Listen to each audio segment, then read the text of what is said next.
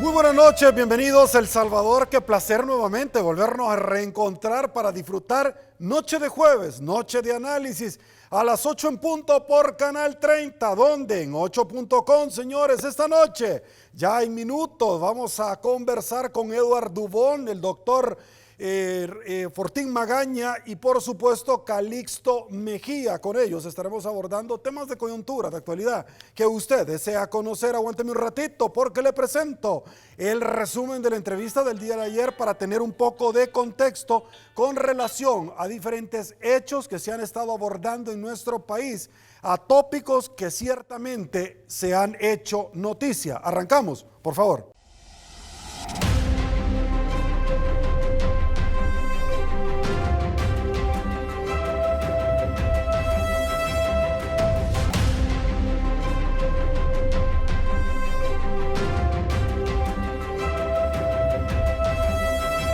Este martes en 8.com. Max Mojica, destacado abogado de la República. ¿Cuál es tu opinión, Max, sobre la elección de los magistrados de la Corte de Cuentas?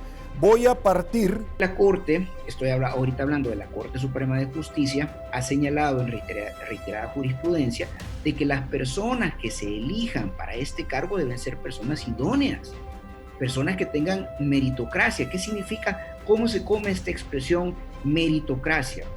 Son personas que tengan capacidad técnica, personas que tengan capacidad académica, personas que tengan experiencia. Entonces, ¿por qué? Porque está llegando a un cargo eminentemente técnico.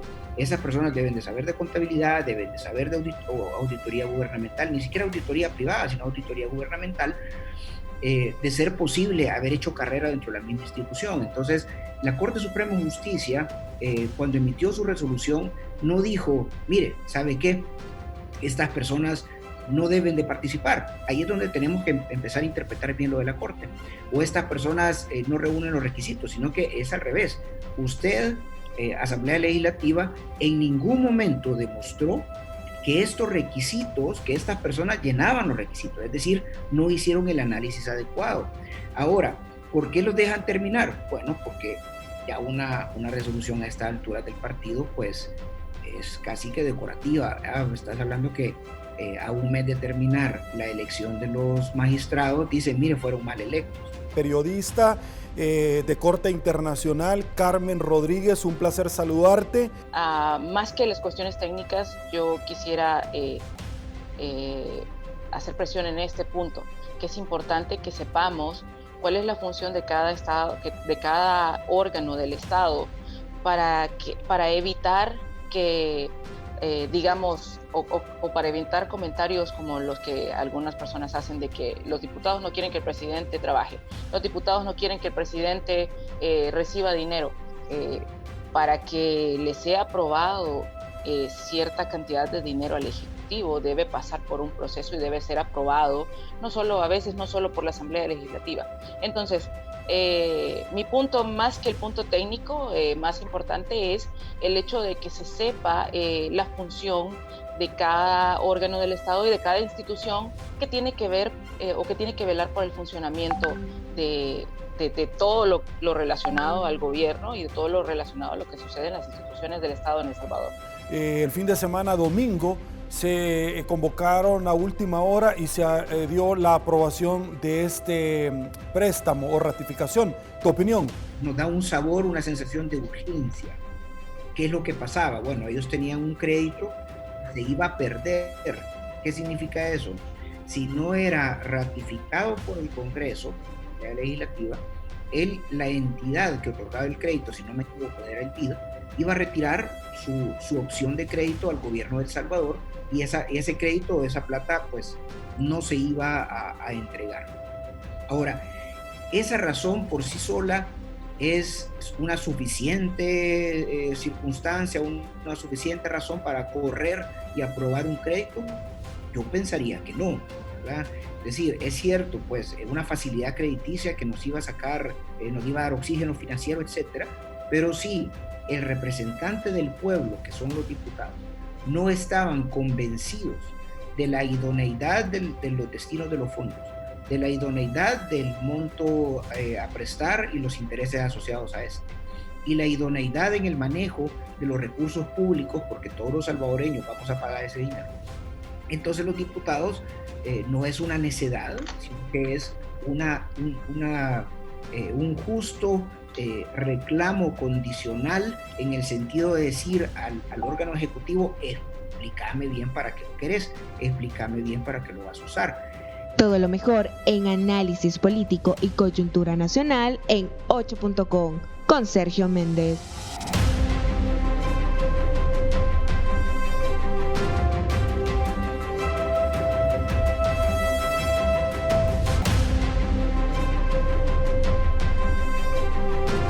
Bueno, señores, nos incorporamos. Eduardo Dubón, bienvenido. Gracias por acompañarnos. Hola, Sergio. Muy buenas noches. Gracias por la invitación y un saludo al noble pueblo salvadoreño que nos está viendo en este momento. Listo. Señores, le doy la bienvenida al doctor Fortín Magaña. Doctor, bienvenido. Un abrazo para Calixto y para Edward y por supuesto para todos los que nos sintonizan esta noche. Listo, ya con Calixto Mejía ya estamos tratando de tener conexión vía telefónica. En minutos lo incorporamos y le damos la bienvenida. Doctor, arranco con usted. Hay varios temas. Uno de ellos vamos a analizar posibles escenarios: alcaldía de San Salvador, alcaldía de San Miguel. Y es que déjeme comentarle que el día de ahora conversamos en la mañana con dos invitados, tanto Will Salgado como Marvin Aguilar. Y se tocó un tema que quedó sobre la mesa muy interesante, y es donde se hablaba que probablemente estábamos en presencia de una campaña presidencial adelantada, porque quien se perfila en San Miguel del probable ganador, y en San Salvador podríamos estar hablando que podrían ser los cuadros o no, ¿verdad? Porque así es la política, es en base a percepción, que podrían estar echando mano de eso. Pero también se dijo algo que es interesante, que este 28 de febrero del próximo año, en las elecciones, podríamos estar hablando de un cuasi referéndum. Y eso me llamó muchísimo la atención, porque podríamos estar hablando que o se le va a pasar la factura al Ejecutivo, o en determinado momento se podría abrazar. De eso vamos a hablar. Calixto Mejía, lo tengo llamada telefónica. Muy buenas noches, un placer saludarlo. Buenas noches, Sergio, y con quien más compartamos este programa. Un gusto saludar a todos los compatriotas. Perfecto, muchísimas gracias, le agradezco. Estamos con Eduardo Dubón y el doctor Fortín Magaña. Vamos a hablar, Calixto, de varios temas: de la Fuerza Armada, de la nueva Fuerza Armada. Vamos a hablar de las palabras que han sido retomadas por muchos relatores internacionales y noticieros alrededor del mundo. Y arranco precisamente con este tema, donde el señor presidente de la República, en el discurso en la cadena nacional dirigido al pueblo salvadoreño el pasado fin de semana, entre otras cosas, puntualizó luego de 2 horas de una cadena que él no era un dictador. Arremetió contra la Sala de lo Constitucional, dijo que al final se iba a acatar la resolución, pero saca otro decreto 33, cuando el 32 es el mismo y el 31 fue el mismo, y los dos fueron declarados inconstitucionales. Voy con una nota de Canal 33 que la comparto para todos ustedes. A continuación se la presento. El dictador los hubiera fusilado todos o algo así, si fuera de verdad un dictador. Estas declaraciones son inaceptables para el relator especial de las Naciones Unidas sobre la independencia de magistrados y abogados, Diego García Sayán. En su cuenta de Twitter, el también ex juez de la Corte Interamericana de Derechos Humanos dijo que es inaceptable el ataque a la independencia y dignidad que el presidente Nayib Bukele amenace la vida e integridad de los magistrados de la Sala de lo Constitucional, en lugar de promover y respetar el Estado de Derecho. El Instituto Iberoamericano de Derecho Constitucional Sección El Salvador también condenó las expresiones de Bukele por suponer una amenaza a la independencia judicial y la integridad de los 5 magistrados. En un comunicado, el instituto invita a la población a reflexionar sobre la gravedad del discurso de odio y amenaza que representa para los magistrados y para el Estado constitucional de derecho. Llama a las autoridades nacionales, a la Comisión Interamericana de Derechos Humanos y a las Naciones Unidas a mantenerse vigilantes a fin de garantizar la independencia judicial e integridad de los magistrados. Perfecto. Esto es lo que dijo doctor Fortín Magaña. Arranco con usted. Por favor. Bueno, gracias. Calixto, bienvenido. Realmente a mí me parece como muy interesante. Voy a centrar esto un poquito. A mí me parece como muy interesante, antes de comenzar, hacer un relato sobre si esto es un referéndum, que es lo que tú estabas mencionando. La respuesta es no, no puede ser un referéndum, porque un referéndum te dice, ¿estás de acuerdo o no estás de acuerdo? Muchas personas no van a votar, y esas personas que no voten, lo que están diciendo es no estoy de acuerdo ni con Arena, ni con el FMLN, ni con el PDC, ni con Nuevas Ideas. Ni con Nuevas Ideas. Entonces el referéndum no existe ahí, sobre todo porque al final el que tenga más diputados va a decir la gente nos quiere, y esto es porcentual.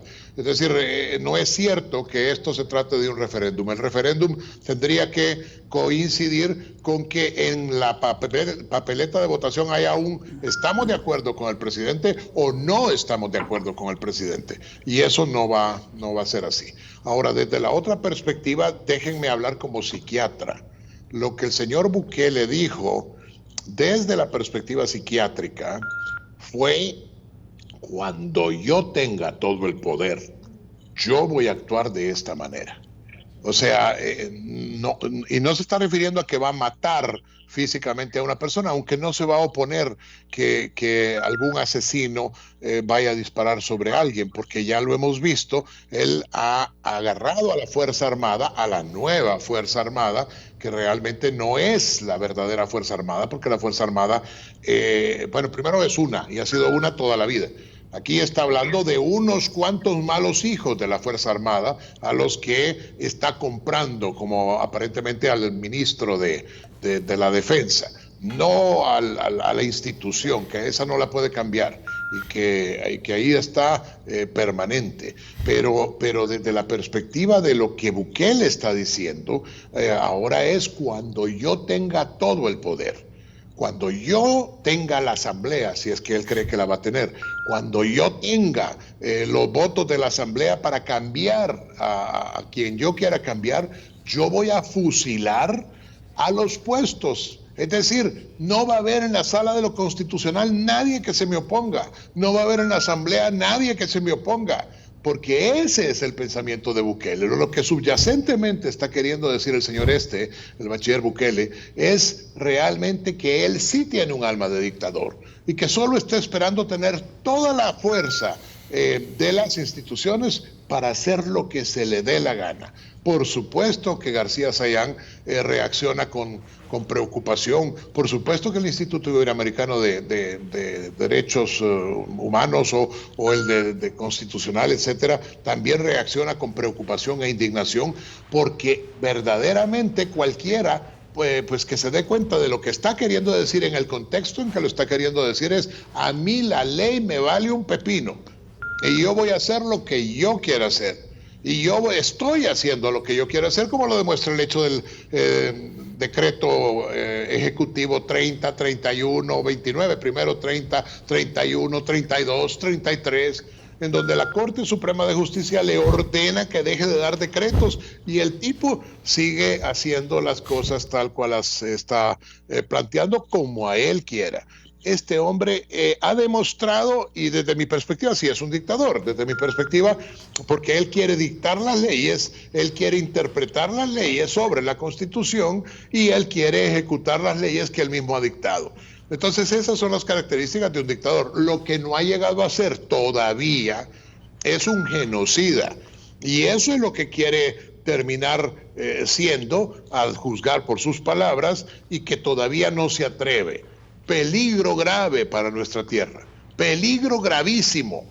Por eso es que los salvadoreños, aunque hayamos tenido algunas diferencias con los determinados partidos políticos, eventualmente debemos volver a pensar que es preferible votar con sus defectos por determinado partido, cualquiera que sea el partido de su preferencia, ya sea el FMLN, Arena, el PDC o lo que sea, pero no dejar de votar, porque ya se dio cuenta que Bukele y su camarilla son los peores de todos. Entonces, si usted ya se dio cuenta que son los peores de todos, este es un buen momento por buscar rostros, por buscar caras, por hacerle ver a los partidos que no pueden divorciarse del pueblo y que no pueden seguir cumpliendo los caprichos que el pseudo califa salvadoreño quiere tener aquí en nuestra tierra. Calixto Mejía, su opinión, por favor. Calixto. Bueno, voy a decir lo siguiente. En realidad yo al presidente de la República le respeto como persona humana que es decir, es un ser humano. Y también respeto mucho el hecho de que fue electo de la manera como todos sabemos que fue electo, es decir, una elección en el marco de la democracia joven que tiene nuestro país. Dicho eso, paso a lo siguiente. Lo que sí yo ya no reconozco y no merece mi respeto es el ejercicio que él está haciendo de la función para que fue electo, es decir, que están consagradas principalmente en el artículo 168 y otros artículos relacionados de nuestra Constitución de la República. Como ya sabemos, este artículo es claro que son atribuciones y obligaciones del presidente de la República, no las voy a leer todas, pero voy a leer nada más la primera: cumplir y hacer cumplir la Constitución, los tratados, las leyes y demás disposiciones legales. Hago esta parte introductoria en este momento para irme a la pregunta que formulaste en relación a las preocupaciones de funcionarios importantes de Naciones Unidas, organismos no gubernamentales también, bueno, aquí también en nuestro querido país. En fin, a mi criterio, lo que el señor Bukele hace en su cadena y lanza expresiones relacionadas con el fusilamiento, eso es fríamente calculado. No sé, pues, ahí Miguel, en su conocimiento científico que tiene de la psiquiatría, pues podrá decirme si estoy o no en lo correcto, pero es mi opinión en el sentido de decir que eso está fríamente calculado. Es una matriz discursiva que ha mantenido antes de la pandemia y hoy durante la pandemia, y que obviamente sigue teniendo un horizonte electoral del 28 de febrero próximo, donde aspira a tener que su partido tenga una representación legislativa y municipal importante que le permita hacer lo que yo concuerdo con lo que ha dicho Miguel, lo que le permita hacer lo que Miguel ya dijo, para no repetir. Sin embargo, eso es coyuntural también, porque lo lamentable de todo esto es que quien sufre la consecuencia es el país en general, es la sociedad salvadoreña en general.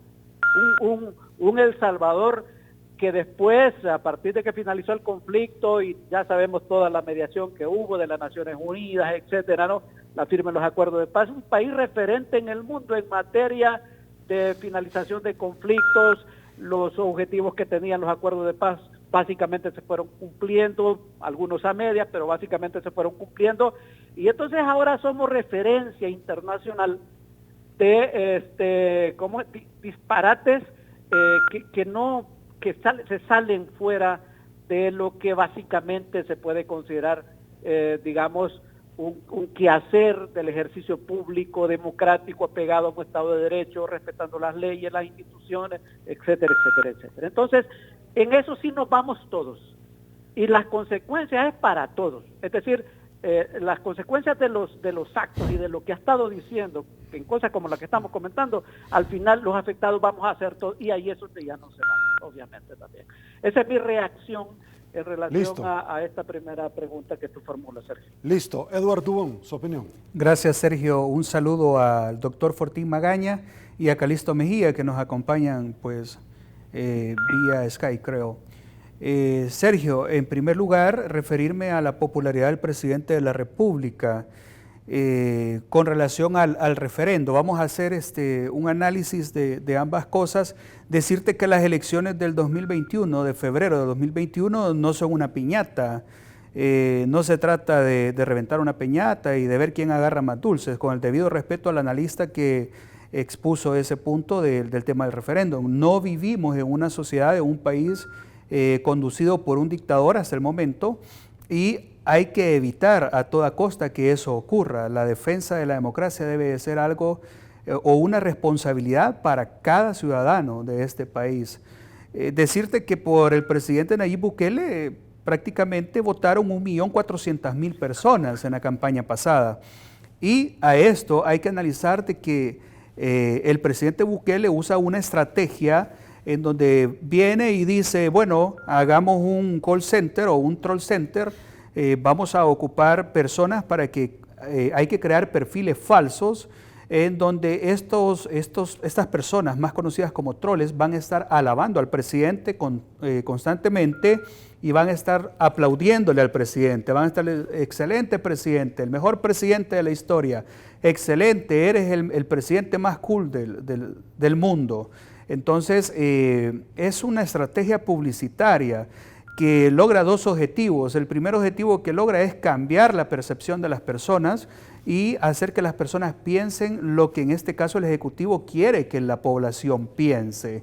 Y en segundo lugar, logra el objetivo de intimidar, amenazar y de restringir la libertad de expresión, que es un principio que no debemos de perder en El Salvador.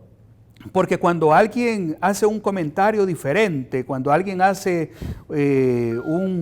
o pone en perspectiva una postura diferente, un criterio diferente, entonces viene toda aquella masa de troles y empieza a poner cualquier cosa en redes sociales, y de repente la gente se queda callada porque ya siente que se le perdió el derecho a poder disentir.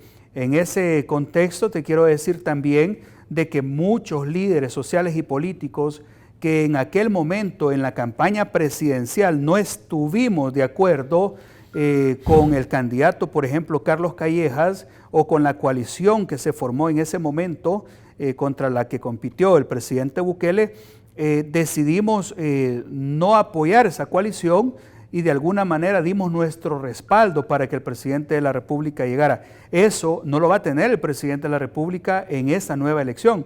Primero, porque no podemos comparar una elección legislativa con una elección presidencial, sino que debemos de comparar una elección legislativa con otra elección legislativa y una elección presidencial con otra elección presidencial. Por lo tanto, es falso que la gente vaya a salir en bandada a votar por Nuevas Ideas, que en este caso pretende ser el partido que representa al oficialismo, aunque yo ahí difiero un poco porque creería yo que Gana está como más posicionado como un partido oficialista dentro de la Asamblea Legislativa para apoyar al presidente de la República. Eso con relación a la popularidad del presidente y con relación a desmentir o a decirle a la población de que va a ser como que si la gente va a salir a votar en bandada por los diputados del gobierno. Creo que no va a ser así.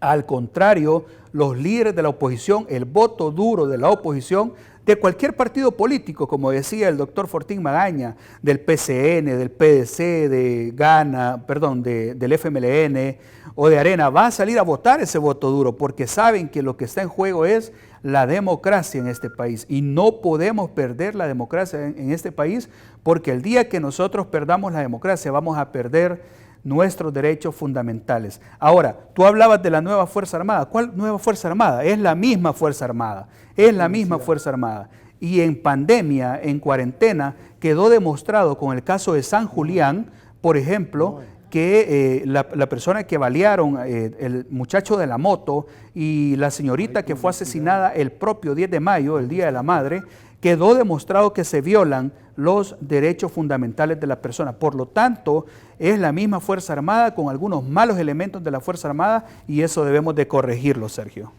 Perfecto. Voy a ir a una pausa publicitaria. Aguánteme un ratito. Esto es 8.com, Canal 30, Tele 1. Pausa, volvemos.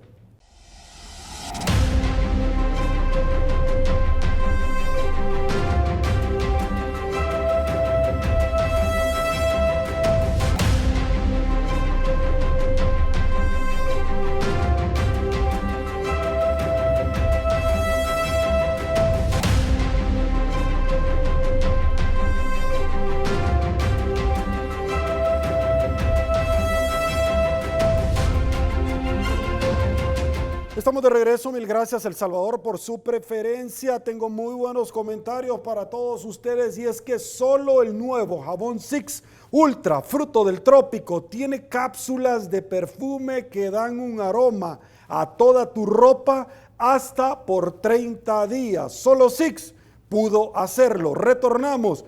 Tengo un video de la situación que viven algunos galenos al momento de prestar sus servicios en los diferentes nosocomios de cara a la pandemia. A continuación, se lo presentamos. Salvador está pasando ahora por una crisis debido a la falta de equipos para protegerse del coronavirus. Ahora muchísimos médicos y enfermeros están comprando en tiendas no autorizadas uniformes usados a pesar de que pueden estar contaminados. Increíble. Samuel Arias tiene esta controversia. ¿Tu cita de pediatra? Guillermo es uno de los trabajadores de salud de El Salvador que debe comprar ropa hospitalaria en la calle, donde venden productos de menor calidad y usados por culpa de la pandemia. Según el protocolo, cada vez que tratamos con un paciente de COVID hay que cambiarse, pero más o menos la estamos cambiando cada 15 días. La desechamos y compramos. Y lo mismo ocurre con Claudia, una enfermera quien busca varias de las prendas para usar en el hospital. Los uniformes, las pijamas completas, el pantalón, la camisa. Y es que en estos puestos bajo el sol está la opción más económica de adquirir parte de la vestimenta para evitar contagiarse con el virus, ya que las piezas pueden rondar los $2, cuando en los almacenes cuesta 7 veces más. Porque yo la consigo barata y fue como de loco vender la ropa médico. Solo tengo 5 bolsas ya. Hay mucha demanda. Bastante. Y es que a pesar de que los hospitales les dan implementos, estos simplemente no son suficientes. Y es por eso que médicos, enfermeras y otro personal de salud deben meterse las manos en los bolsillos. Los artículos usados se están haciendo cada vez más populares y los vendedores solo dan estos consejos sanitarios. Hay bastante demanda también de ropa usada, ¿no? Y si ustedes quieren, pues ahora por las medidas, para siempre lavarle, echarle agüita hervida, pues mucho que mejor. Pero no todos están de acuerdo con este tipo de ventas informales. Puede estar contaminada. Y eso más aquí el suelo, ¿quién? Hoy con la situación del COVID tiene que regularse todas las situaciones, porque claro, no ellos mismos se van a contaminar. Listo. Doctor Fortín Magaña, su opinión. Bueno, es que de esto hablábamos la vez anterior cuando, por ejemplo, enseñábamos esa mascarilla ridícula hecha con hule de zapatos que este gobierno sinvergüenza le ha dado a los médicos y al personal de salud. Ahora, el periodista decía que le dan insumos médicos, pero que no son suficientes. Ha sido demasiado bondadoso el periodista al decir eso. No le dan insumos médicos. Realmente son insumos de pésima calidad, en condiciones deplorables, uno cada no sé cuánto tiempo. Una mascarilla de buena calidad no se consigue. Son personas que verdaderamente a las que no se les ha pagado inclusive. Hay gente de la primera línea del COVID, del Ministerio de Salud y toda esta gente a la que no se le ha pagado. Es decir, el gobierno se limpia y se llena la cara hablando de las cosas que hace y la gente no sabe que es al revés de lo que el gobierno dice. Ejemplos importantes. La Asamblea Legislativa aprobó el seguro para los médicos y el personal de salud. El presidente de la República sistemáticamente se opuso a eso y se opuso hasta el último momento.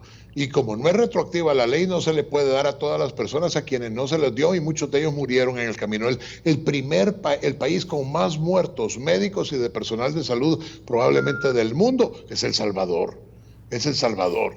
Y en este instante no les pagan, los maltratan, no les dan equipo de bioseguridad adecuado, tienen que andar viendo qué compran solo porque tienen colores bonitos, esa ropa está totalmente contaminada y ya ha perdido la razón de ser. Bueno, si la hierven en agua hirviendo y todo lo que usted quiera, de acuerdo, pero yo no sé si la gente sabe que la ropa de médico muchas veces está hecha para que se corran la suciedad o las bacterias o estas cuestiones. Pues esta ropa ya no sirve, está con tanta utilidad, vida útil, pues ya caduca, no sirve de nada. Y esto es lo que está pasando en El Salvador. El hombre en cuestión, el señor Bukele, gasta fortunas en publicidad. Lo que dijo Edward es cierto. Tiene un troll center o varios a nombre de N o Z personas que le dan publicidad y siguen dándole publicidad y amenaza a unos y amenaza a otros y nadie puede decir nada porque todo lo que se diga es retuiteado y las amenazas para quien nos atrevamos a decir algo son increíbles. Ahorita mismo, mientras nosotros estamos hablando, hay troles que están escribiendo, insultando constantemente porque para eso han sido contratados.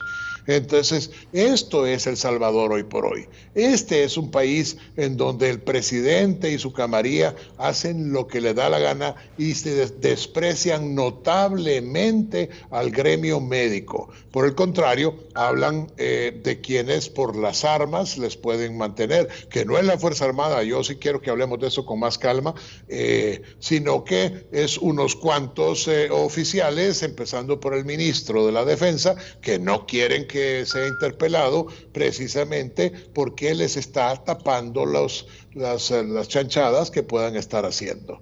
Esta es la situación actual. Calixto, su opinión. Calixto Mejía. Sí. ¿Me escuchás? Sí.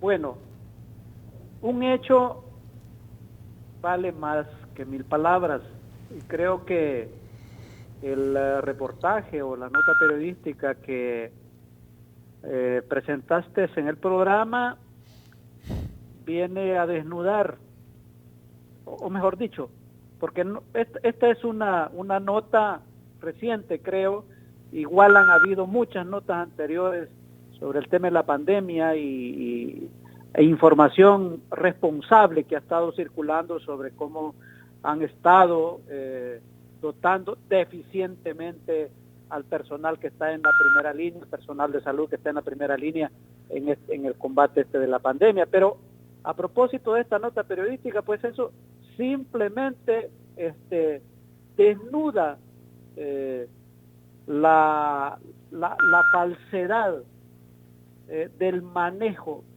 propagandístico y, como dijo Edward, publicitario que hace el presidente, que hace casa presidencial sobre el manejo de la pandemia. Es decir, lo desnuda en términos negativos y viene a mostrar cuál es la realidad que es, y en este caso de manera muy concreta el personal que está en la primera línea. La verdad es que da vergüenza porque, como ya sabemos, se han venido conociendo, ya hoy podríamos decir, múltiples casos de corrupción en este año y meses que lleva la actual administración, y mientras eso ocurre, pues ahí tenemos cómo están dotando al personal de salud, lamentable, ¿no? Entonces,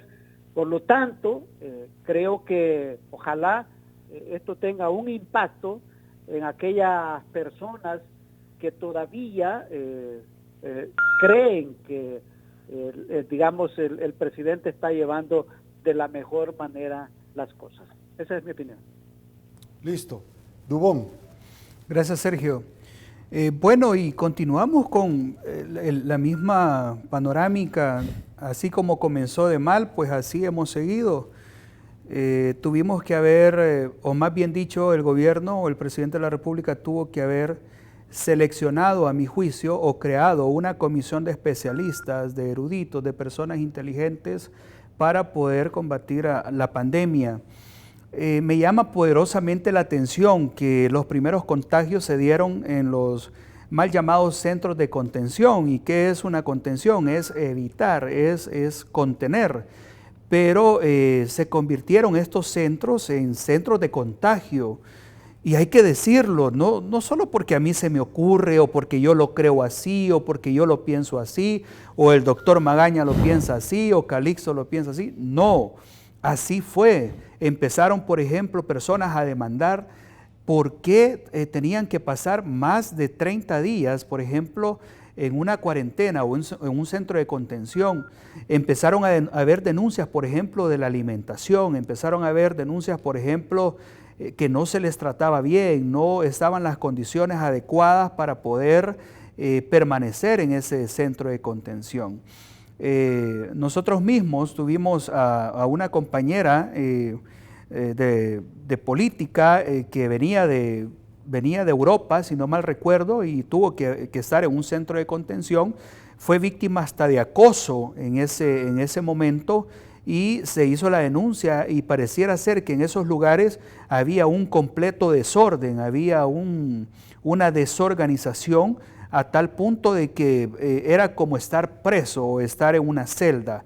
Entonces, estas fueron las cosas que ocasionaron que también se señalaran las violaciones a los derechos humanos, también se señalara, por ejemplo, las violaciones a los derechos fundamentales de las personas.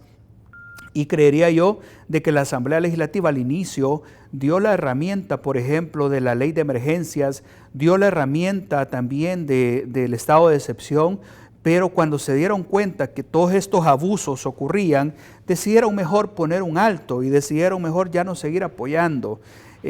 Pero es por esto mismo. Yo mismo me trasladaba a diferentes departamentos en mi carácter como comunicador a diferentes municipios y departamentos, y me daba cuenta de los abusos, por ejemplo, que la Policía Nacional Civil o algunos elementos, malos elementos de la Policía Nacional Civil, de repente tenían allí parada, revisando a una señorita, porque quizás salió y quizás se quería ver con su novio, pero eso no le da derecho a la autoridad, por ejemplo, a detener a una joven y estarla manoseando ahí por el simple hecho de que andaba fuera de cuarentena. Entonces son cosas que pasaron, y hay que decirlo, son cosas que pasaron, y eso no podía seguir pasando. Por lo tanto, el manejo de la pandemia fue malísimo, y ahora tenemos el resultado que nuestros héroes, entre comillas, nuestro personal de primera línea, que debería de ser cuidado, debería de ser consentido, debería de ser una prioridad para el pueblo salvadoreño, para que ellos estén bien, ahora resulta que andan comprando sus implementos en volcanes de ropa o en la acera, pero en la acera real, allá por el centro de San Salvador, ahí en los alrededores del Hospital Rosales, ahí donde se mueve el mercado negro, ahí donde se mueve la usura, ahí donde se mueve el trance, ahí tienen que andar buscando los insumos de a $1, de a 2 coras, y eso es lamentable verdaderamente. ¿Son nuestros héroes? Bueno, tratémoslos como tal, Sergio. Entonces, en ese contexto que creería yo que es un desorden total. Jamás había visto yo al país en un escenario tan crítico y tan caótico de desorden y de inestabilidad como el que estamos viviendo ahora. Y las consecuencias son esas, que ni siquiera nuestro personal médico, nuestro personal de primera línea se siente a gusto, y ni siquiera ellos tienen los insumos que necesitan para el combate del COVID-19. Listo. Tenemos más comentarios para todos ustedes. Aguánteme un ratito, pausa, volvemos.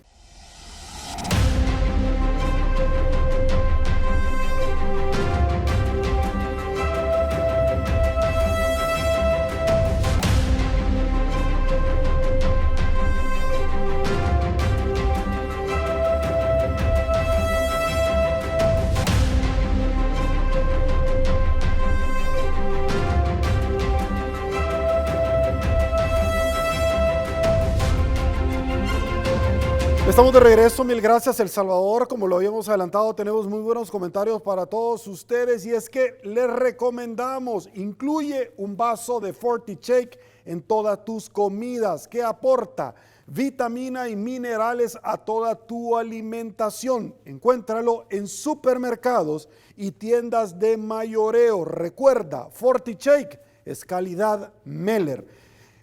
Otro de los temas que habíamos adelantado ya que íbamos a abordar es el tema de la alcaldía de San Miguel y la de San Salvador en términos de elección con relación a los candidatos de diferentes institutos políticos de el próximo año, los comicios electorales del 28 de febrero. Adelantaba, unos advierten que puede ser una candidatura o elección presidencial adelantada y otros pueden decir que se puede dar un tipo de referéndum. Quizás no, doctor, en su palabra estricta. Lo que se dice es que una especie de pasar factura por parte de la población salvadoreña que tradicionalmente lo que busca es dar un peso y contrapeso y regular precisamente el tema de la oposición.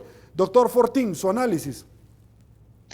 Sí, no, claro, yo entiendo que no es un referéndum en el sentido estricto, pero decía que aún en el sentido laxo de la palabra no podía ser considerado como tal porque no estaba incluida hay otros países como Colombia tienen lo que se llama voto en blanco. Entonces, voto en blanco quiere decir no estoy de acuerdo con todos los candidatos que hay acá. Entonces, ese voto en blanco tiene un valor específico, porque si al final el voto en blanco, sobre todo para las presidenciales en Colombia, si el voto blanco o voto nulo en la papeleta es superior a los votos de los candidatos, la elección se tiene que volver a hacer y con candidatos diferentes. Entonces ahí sí puede saber uno si realmente este o aquel candidato es ¿cómo se llama? El más valioso o el más querido por la población. Lo que sí sabemos es lo que la UCA dijo. La UCA es una encuestadora a la que el señor Bachiller Bukele con frecuencia le aplaudió cuando le favoreció, pero que ahora, como no le favorece, termina diciendo que la UCA está vendida a su archienemigo, que es la ANEP, Javier Simán, los partidos políticos. Bueno, hombre, si es que su archienemigo son todos los que no piensan como él, incluyéndome, que hasta a mí me sacó a relucir la última vez.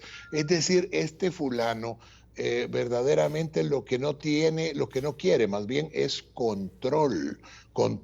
Entonces, los candidatos también tienen sus propias aspiraciones. En San Salvador, sobre todo el candidato de Arena, Ernesto Mason, supongo que tiene aspiraciones presidenciales. El candidato del FMLN, Rogelio Canales, no sé si tenga aspiraciones presidenciales, es un hombre muy, muy culto y muy valioso. El candidato de Nuevas Ideas, pues máximamente, hay que decirlo, en Nuevas Ideas gana, esos hacen lo que Bukele quiere. Entonces, si Bukele ordena, como la ridiculez de este señor Brook, que dice que hay que nombrar premio Nobel de la Paz, se ponen a pensar, de la paz al señor Bukele, que ha sido el responsable de todo el odio que existe en El Salvador y la polarización que hay en El Salvador gracias a sus actitudes. Entonces los candidatos pueden tener aspiraciones políticas, pero, repito, no es un verdadero referéndum. Lo que dijo Edward es cierto, esta es una elección legislativa, no es una elección, ¿cómo se llama?, de presidente, y yo creo que aquí los cuadros de los distintos partidos pueden volver a ganar votos. Lo que prometió Bukele no ha cumplido nada.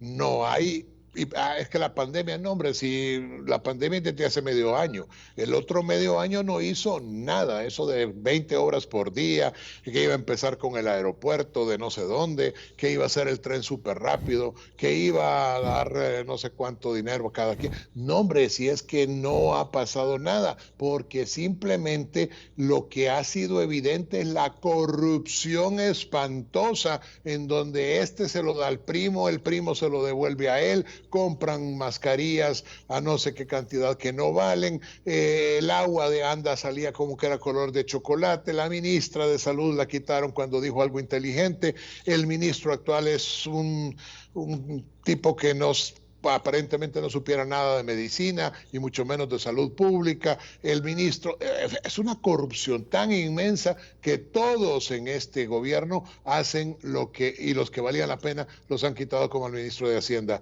anterior. Entonces, realmente lo que tenemos delante es un arroz con mango en donde es posible que nos demostremos a todos que Bukele ha perdido más de 25 puntos de popularidad, pero que puede sacar una buena cantidad de votos todavía.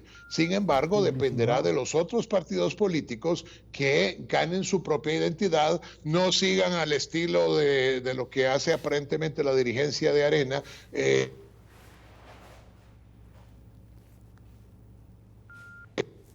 estaba diciendo de estarle dando los votos todo el tiempo a nuevas ideas. Y si no lo hacen, van a tener votantes que van a hacer oposición.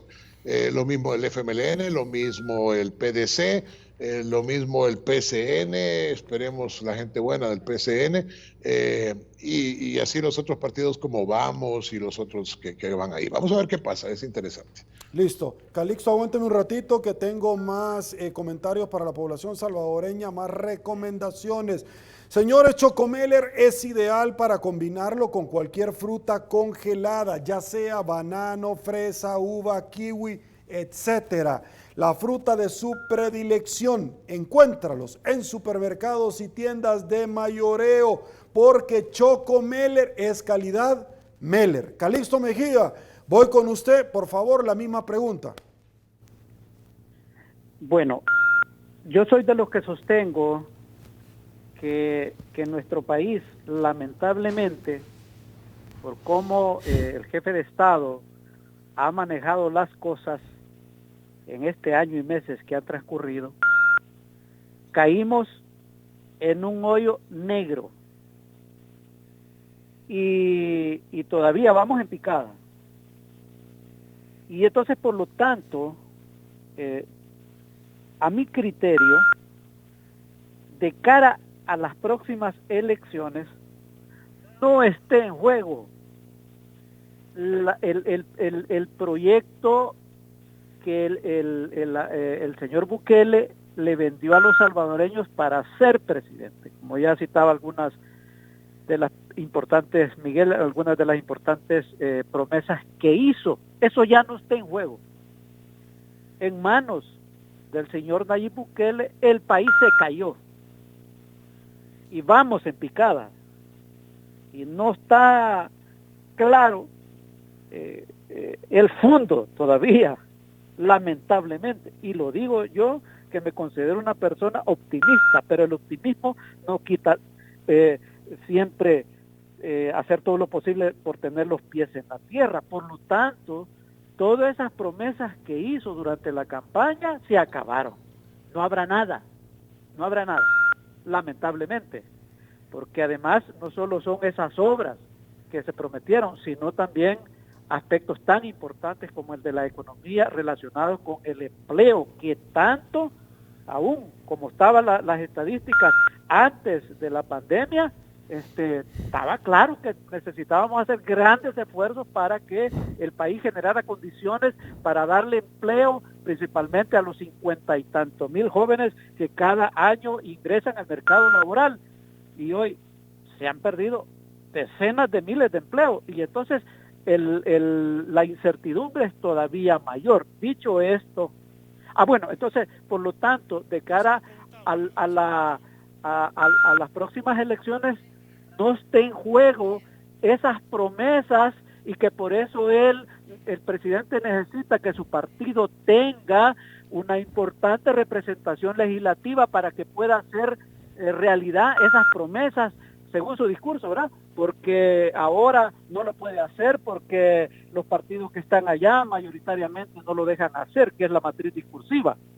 No ese es el punto. Creo yo que el punto fundamental que esté en juego, y yo ahí sí lo voy a decir de esta manera, creo que lo que esté en juego en el 28F es democracia, proceso democrático del país versus autoritarismo. Uno. Totalmente. Y la otra cosa que está en juego es transparencia versus corrupción. Eso a mí, esos dos elementos a mi juicio son los que debe de decirse, ojalá los candidatos a diputados de los partidos de oposición lo digan, porque ese es el verdadero los verdaderos elementos que están en juego. Ya me imagino que los actuales, el actual gabinete, no todos pues, pero muchos del actual gabinete estarán haciendo cruces para salir, que su partido salga bien en las próximas elecciones, porque de lo contrario no sé cómo les va a ir en términos legales, de los procedimientos legales, si tuviéramos obviamente una fiscalía valiente, ¿verdad? Pero bueno, ese es otro elemento. Esa es mi opinión sobre eso del 28F. Gracias, Sergio. Para ganar la alcaldía de San Salvador, a mi juicio se necesitan 3 características importantes. La primera es plata, la segunda es una excelente estrategia publicitaria y la tercera es tener estructura en el territorio. Tengo por acá el listado de los candidatos alcaldes por San Salvador. Por el Partido Arena tenemos a Ernesto Mason. Usted sabrá, él pertenece a una marca posicionada, tiene estructura, hay recursos y creería yo que hay una buena estrategia publicitaria y si no, pues está por mejorarse. Por el partido FMLN, Rogelio Canales, sabemos que el FMLN es muy bueno en estructura territorial.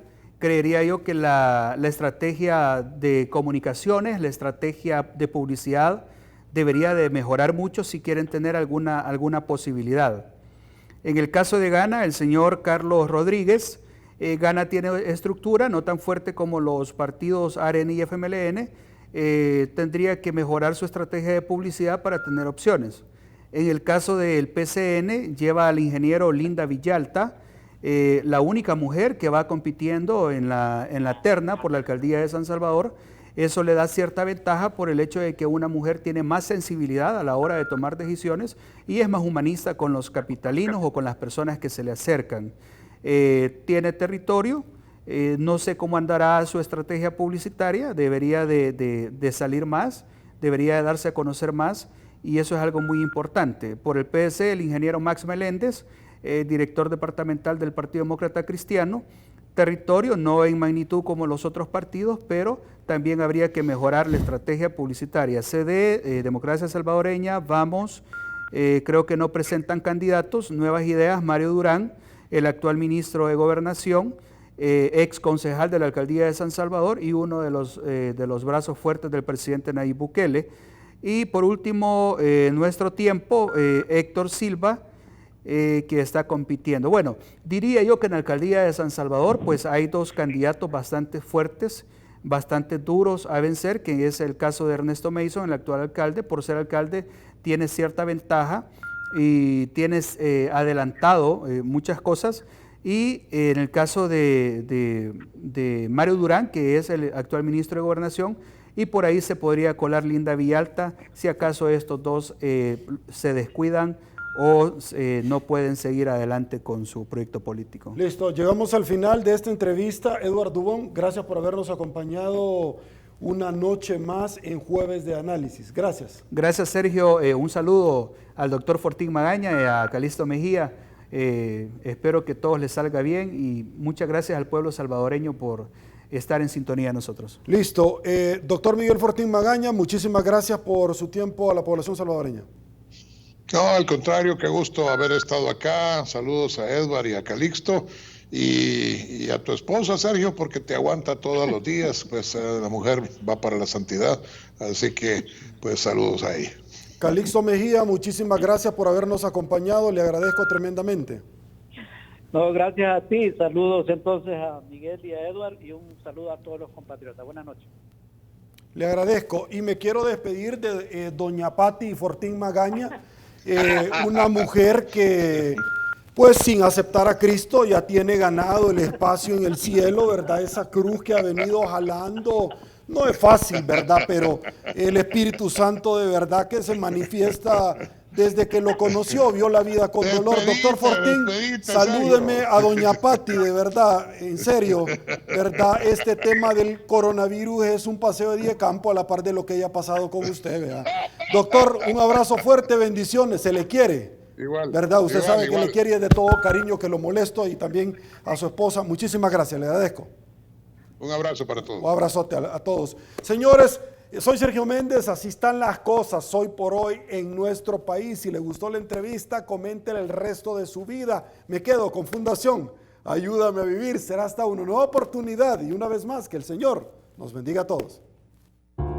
Este es un mensaje para la enfermedad que nos cambió la vida. Sabemos que eres una enfermedad aleatoria, que no distingue género, edad o condición social. Sabemos que eres una enfermedad impredecible, que nos mantiene separados. Sabemos que eres una enfermedad que ataca a los más vulnerables y que eres capaz de arrebatarnos a quienes más amamos. Te conocemos bien, porque luchamos contra ti a diario, pero no estamos solos. Tenemos doctores, enfermeras, familia y a muchas personas que luchan con nosotros para poder derrotarte. Por eso hoy, Cáncer Infantil, queremos decirte que no importa lo que pase allá afuera, nuestra lucha sigue.